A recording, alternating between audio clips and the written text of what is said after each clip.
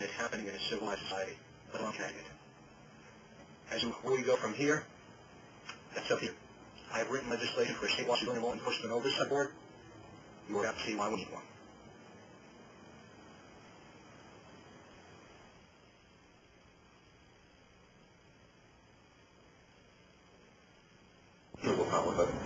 I don't know any who doesn't the oversight, be it lawyers, doctors, policemen, and stuff.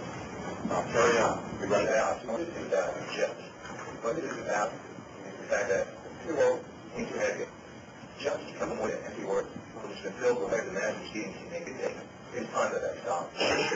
Well, the vast majority, very fortunately, I understand that the vast majority of our law enforcement people are indeed the kind of kill, rape, dedicated, crime fight that we hope for. Unfortunately, there's a substantial minority of that. The kind of issues are, indeed, raised by local officials with the courage, and I repeat, the courage to try and do something about trying to indeed address misconduct. They themselves are accused of misconduct, both assault and crime, anti-cop, and every other thing. By having a statewide board, we will remove local considerations, integration. We will have a board with an objective case, but look for us without passion or prejudice. All right? Dr. Michael Ara, Director, UConn, School of Social Work, Institute of Violence Reduction. Good morning. Ritt called me a couple weeks ago and asked me if I would share with you some of the experiences of the study that we've been have finished, and they continue to work based on that study. First of all, I'm professor at the University of Connecticut School of Social Work, and I'm the director of the Institute of Violence Reduction. What do you mean? Are you saying the police are being violent? And they would laugh. We then proceeded to say, this is a serious issue. If you really, let's set back the thing, and up to only, unless the reasons you have to get pressure in it. But it is just not one example. Which let me go on to open side. But this need that I report for finding homes, right? We'll do it. And in fact, we have 8%. And once again, I'll do so. And it was quite the money before, the 20 or so became for a race, and they never got a voice for the police department. So, because if you do it, they're going to come down on you harder. One of our friends did it, beaten up more severely. In other cases, they would say, it doesn't work.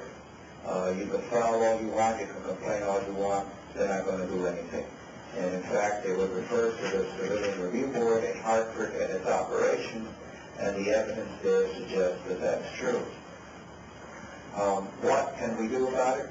I think that there are several things that we can do about it. One, I think we need to realize that we have a very, very difficult job, and that as such, we need better screening, better monitoring, and better training.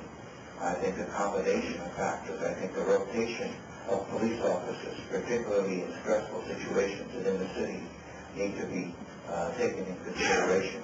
Chicago has an interesting concept of internal the police department, where they monitor their policemen, particularly those in stressful areas of the city, or in situations where there is a lot of corruption likely to occur.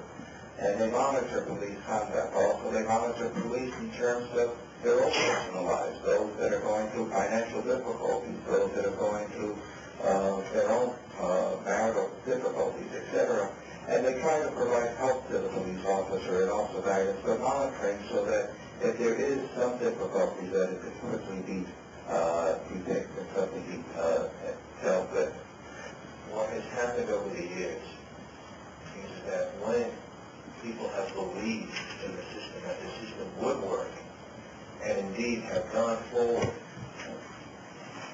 and made complaints, what they have found is, instead of having the complaint addressed as it should be, they are addressed with further victimization.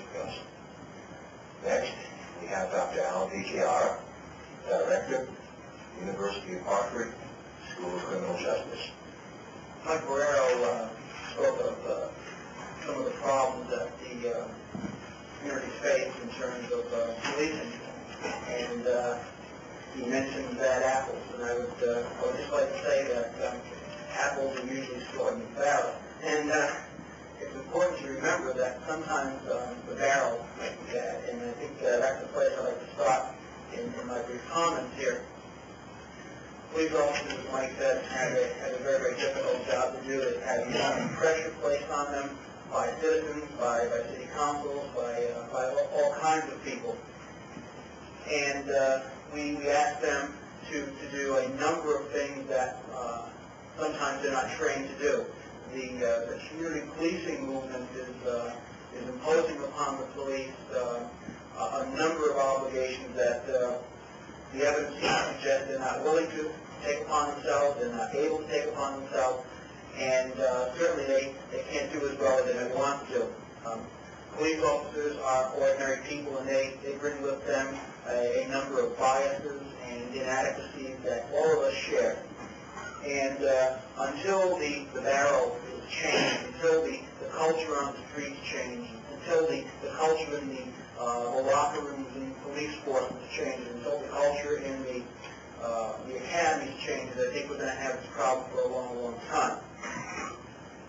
We have to be able to say to the police, if we're good enough to work with you in the crime control function, we certainly should be good enough to work with you to make your job more appropriately performed and to raise the level of professionalism to the extent that we can. There's nothing in civilian oversight of the police that should be construed as saying that we're trying to get all police. The civilian review of the police is nothing more than doing for the police what the police want to do, which is to control those police officers who have personal problems, whether they're alcohol, drug addiction, marital problems, a whole range of professional, personal, and psychological stresses that make it difficult for them to do the job as they were trained to do and as they would like to do. The current system that we have in Hartford, which is the one I know of, is, to be kind to the members of the board, it's laughable. It's slow.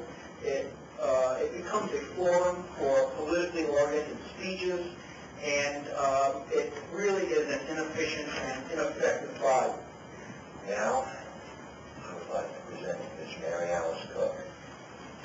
In March 1996, in federal court here in Hartford, before Judge Dominic Quattrino, I awarded $100,000 punitive damages and $30,000 legal fees for police brutality against me at my home in Southport, Connecticut, on March 3, 1992. It's important that you know several things first about me. I'm known for my gentle nature, and that I have no criminal record except what the police unfortunately try to develop between them. That I am the mother of 3 children, and that I was a full-time mother. It is also important that you know I own the property 1123 South Circle Road in Southport. It is a $3.5 million residence. So looking at found in Long Island, or living on Island. And when I was falsely arrested for criminal trespass in my own home, which is using the reason arrest, the record shows how involved that I indeed did on my home. He commanded pain at my husband at his behalf, and that I tried continually to seek to discuss these matters with the local police, and I sought resolution, and I was laughed at. I wrote to the police chief, I requested meetings, and I was turned down.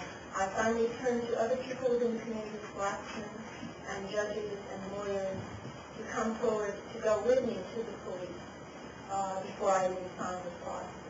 I want that perfectly clear that I did everything. And despite the guilty verdict, this abuse continued, even as recently as last month.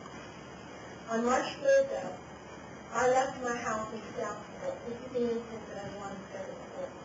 At 7:30 in the morning to take my little boy, kindergartner, to the Canaan Country School in New Haven, and my 8th grade son to school there as well. Their father had left these boys 3 years previously without any support whatsoever, and I was borrowing from people to support my son and the stability of the school they were in. They were in happy mood that day, and we thought the abuse was behind us. I kissed the little boy goodbye and told him I'd be there at noon to pick him up with his friend for lunch. By 9:15, I was back on South Coastal Road, which is a neighborhood of multi-million-dollar homes. And this is where the CEO of GD lives, this is where the president of GD lives, those were my neighbors. I was turning into the private road toward my house, and I skidded to a stop at the driveway. A strange car, hidden by the large rhododendrons that were there, blocked the entry. I took a side driveway, one that we shared with a neighbor, and accessed my property that way, drove across the property. This too was blocked as I came up toward the carport. A car was parked at an extreme angle with electric front bumper pressed against the kitchen door. I climbed over this car and went to the kitchen door, which is now unlocked. I had left it locked, and went into my kitchen. Inside the kitchen, my things and my belongings and the children's belongings had been turned into boxes. It looked like a burglary was in process. Indeed it was. I heard footsteps above me in the children's room. I walked towards the voices. And understand that I did not fall asleep at this time because I was terrified. But if there were a burglar in my house, I would not have called the police. That's how bad you do this had gotten. I was terrified of the police at this point. As I came into the newly empty living room, I saw portable telephones, camera equipment, and other surveillance equipment scattered on the floor. A policeman was standing by the window. My ex-husband of now 2 weeks rushed at me, all 6'3", 3.5 inches, and 230 pounds, charged me, punched me quickly in the back, and knocked me over. He put his hands up like this and said, she hit me, as he backed off. The policeman came at me. I turned, left the house immediately, and went to a neighbor's house, and I called my attorney, who told me to wait outside across the street, and he would be there in a minute. While I waited, cruisers came, 2 cruisers as a matter of fact, passed me. One officer came in, put the window down and started verbally accosting me, telling me to get out, that I was not wanted. I heard running within seconds behind me on the gravel, and I was jumped from behind by 3 cops. I was taken down, as they say, forcibly, thrown onto the road without anyone identifying them, without anyone telling me what was happening. My face was forced onto the rough gravel, a knee was pressed into my spine and neck. I could not breathe, thought I would suffocate and die. They did not identify themselves as I said. They acted in silence. Nearly when a person's back to me to suffocation, I was suffocating. I was a lady man. Some people freeze with fear. I was numb. 3 cops pounced on me, grabbed me from my arms. They pulled them hard behind me, cuffed my arm, not the wrist, and just below the elbow. If you try this yourself, you'll see how painfully wrenching it is. It felt like my elbows were going to rip out of your skin and my shoulders were top of their socket.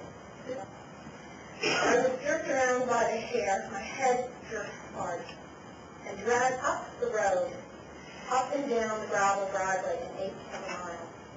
As they dragged me backwards by the hair up the driveway of my Southport home overlooking the sound, they kept saying, "You should thank us for making you look so much bigger. You did this standing up, and you look so cute and scared." I asked them why they were doing this to me.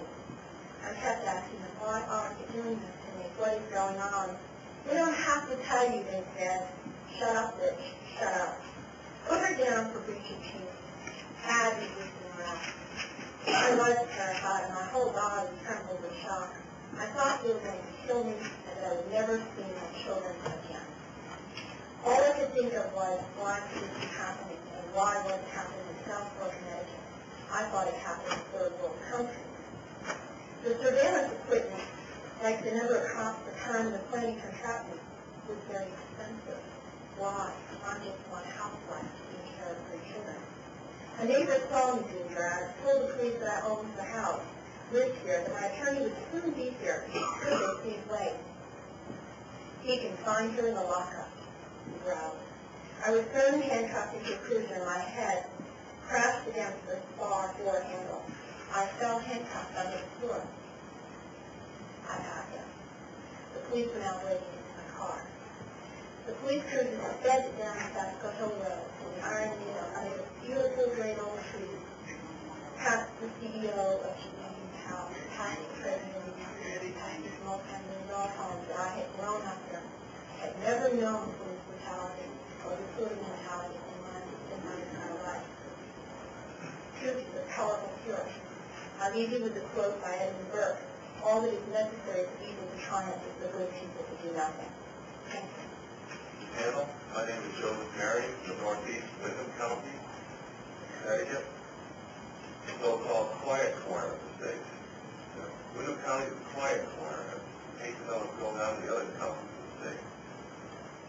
Since 1993, when I was falsely arrested for putting one legal election sign in a snowbank in Compton, I became involved, investigated, and documented over 100 cases of state police and state employee abuses in Windham County, mainly by state police, prosecutors, and associated elected public officials.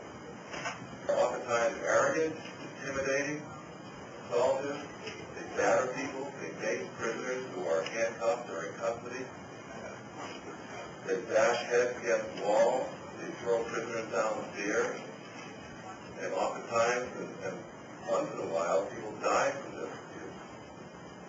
They wreck dozens of cruisers, they abuse hundreds of non-victimizing citizens, they threaten to take children away from parents using the powers of CCYS, strip people, they falsely arrest people, they maliciously prosecute people, they abuse people in discriminatory, arrogant, and barrister court processes. State agents will not arrest their associates and informers for all manners of crime, involving state police intimidation, threatening and shooting guns at citizens, theft of property, larceny, patting down young children on the street, patting down female citizens, state police shootings and assaults, kidnapping, discrimination, violation of common rights. This abuse is rampant in the state of Connecticut, overall indicating an organized brutality and racketeering against hundreds of citizens in Windham County alone. All sorts of cruel and bizarre acts rarely seen in a lawful society. It's so true that the truth is stranger than fiction. Many citizens have been assaulted, beaten, maced, imprisoned, and some killed. From the Perkins brothers in New London, Ron Nato and Peter Riley cases 20 years ago, Richard LaPointe, Lorraine Stranzo, Stephen Ian Merzen, Harold Robbins, Jim Morey, Rosemary Roy, John Jones, James Sisko, Alan LaValle, Kenneth O'Connor, and the names go on and on. I could recite the names of these cases for an hour. I see you have some papers here. Why don't you just pick up the list of complaints that you have? This is a list of about 80 different complaints of people throughout Windham County alone.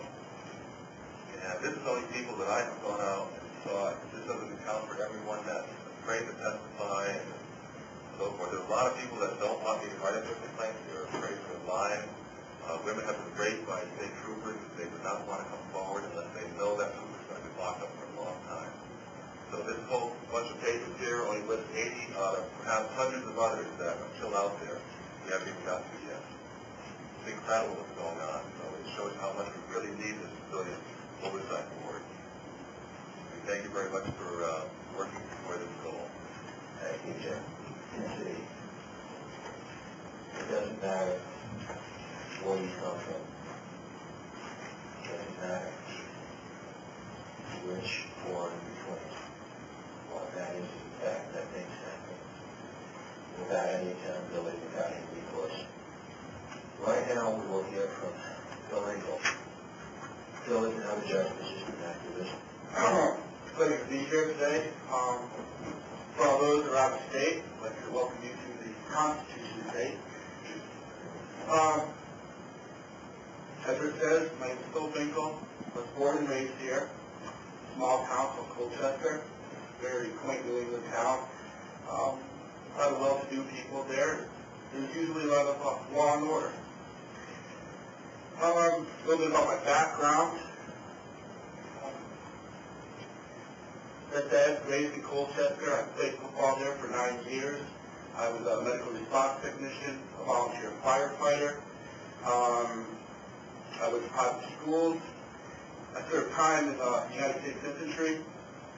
I traveled around the world. I'm a little bit educated. I don't have a degree, but I have a desire to learn. Spring of 1993 was my introduction to police, so what I call illegality. With my 3 children, I was at McDonald's Playland. I was sipping coffee, my children were playing, and about 1 o'clock in the afternoon, I watched as a wiry 15-year-old boy was beaten by 2 stockly-filled police officers.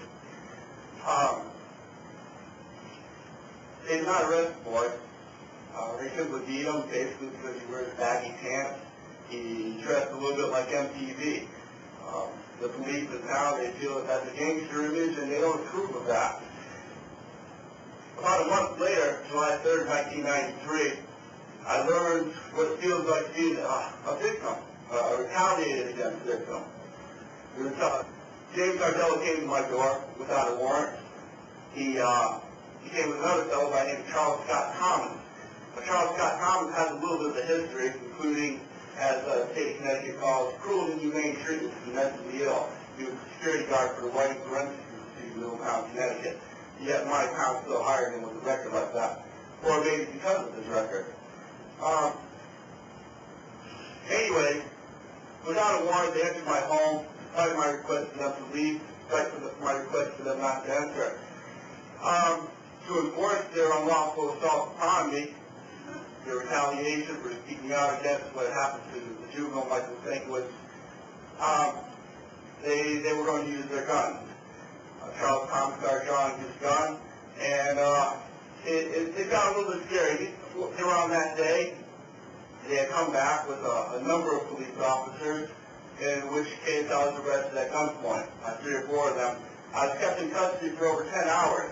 My first hour of custody, I went to Lieutenant Wheeler, the commander of Troop K at the time, and I told him I wanted to make a complaint. His response was, he locked me up again in handcuffs, brought me to the police car, and sent me with the state trooper Nick Papini to the North Stackers Hospital, whereupon I was given a psychiatric evaluation. Troop K. After 10 hours, I was finally charged with the hideous crime of breach of peace and given a $500 bond. Posted bonds, and I went about my own business. That event there sort of really, I gave acknowledgement that there was a problem. What I felt had happened was really wrong. A couple days later, I went to the Troop K State Police Barracks. I told them I again wanted to make a complaint. The state trooper supervisor, the shift supervisor came out, put his arm around me, and he said, he walked me to the door, he said, Bill, why don't you just drop the whole thing and be thankful you're still alive, as you put it. Well, I didn't really drop it. I continued on. Some of the younger people in town started approaching me, and they started telling me their stories, their run-ins with the police, stories of being beaten without being arrested, stories of constantly, I'm talking 10, 11, 12 times driving through town throughout the week, and each one of those times they would be stopped, their cars would be searched, they'd be thrown up against the cars.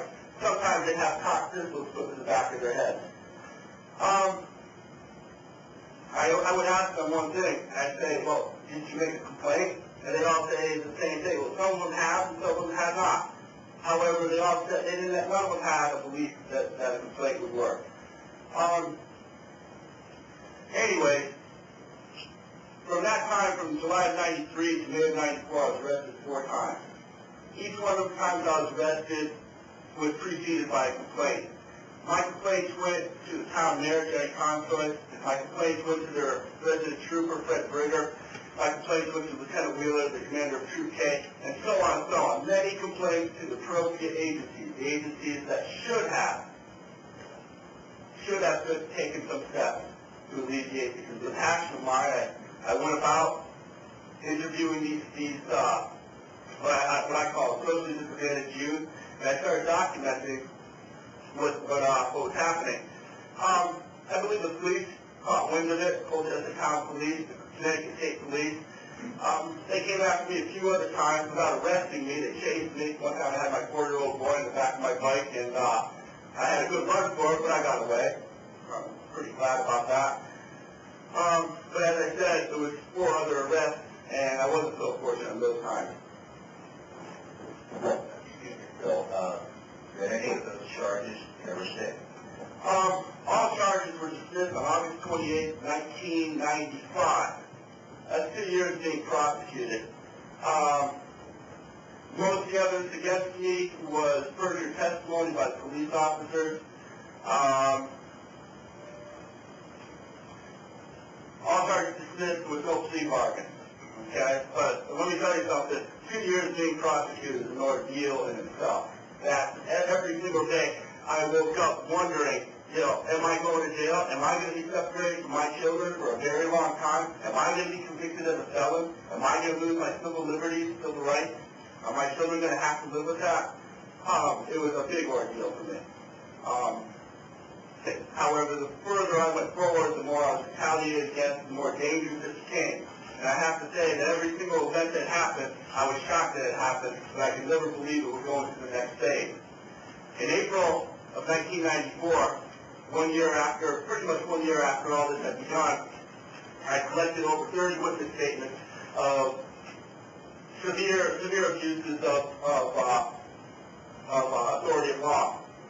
And I started fearing not only for my own life, but for those that were being abused. So I called the United States Attorney's Office, and I spoke to Assistant United States Attorney John Durham. I talked to him for over an hour and a half, telling him that the local police in the town of Colchester were abusing the civil rights of many people, and that they were indeed retaliating against those that had made complaints about them. He told me to keep on taking these statements, keep my mouth quiet, don't tell anybody that we had this conversation, and someone would be in touch with me soon. Well, 1 month after that, in it was May 21st, 94, I had gone for a bike ride with my youngest child, Jessica. She was, I believe, 2 at the time. Again, riding on the back seat of the bike with my wife, and we were traveling through the center of town, and all of a sudden, wow, 2 gunshots right next to us. So I immediately fell off my bike. I dove, hit the ground, and Melody, my wife, she was with the child. They went to the ground also. I barely saw it. I looked around the corner. This is in the center of town.